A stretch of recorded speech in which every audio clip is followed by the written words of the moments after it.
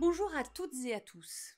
Le traitement de l'information est d'autant plus difficile lorsqu'on est dans un pays réfractaire à la liberté d'expression et à la liberté de la presse. Le travail des journalistes environnementaux est particulièrement difficile en Amérique et en Asie, deux régions du globe qui concentrent 2 tiers des exactions perpétrées contre ces spécialistes. En Inde, par exemple, où 4 journalistes y ont été tués, on a une pensée pour le correspondant Shubhamani Tripathi du quotidien Kampu Mail, abattu de 6 balles alors qu'il enquêtait sur la mafia du sable. La reporter indienne Sandhya Ravishankar a eu la vie sauve mais a gravement pâti de la couverture de ce sujet dans l'état du Tamil Nadu. Pointer du doigt l'exaction illégale de cette ressource naturelle est une menace très claire pour des industriels puissants.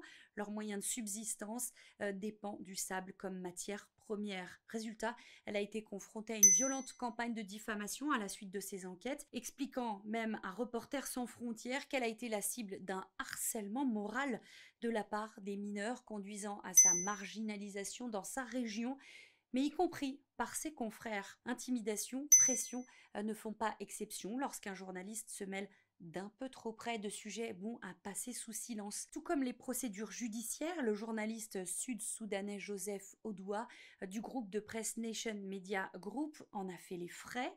Ses articles sur les conséquences inhumaines de la pollution aux hydrocarbures lui ont valu d'être détenu et même torturé.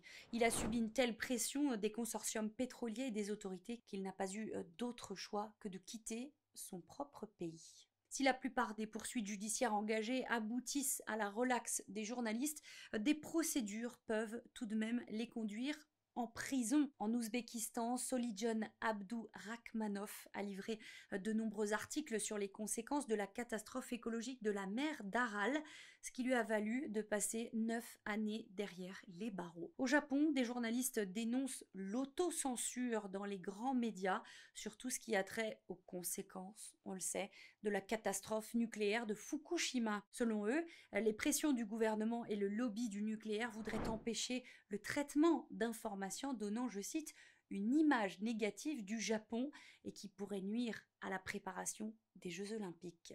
Le journalisme environnemental est donc devenu bien plus dangereux qu'il ne l'était auparavant. Une tendance liée à une prise de conscience croissante sur l'importance du sujet. Le public est désormais bien plus sensibilisé aux enjeux écologiques, mais les gouvernements aussi.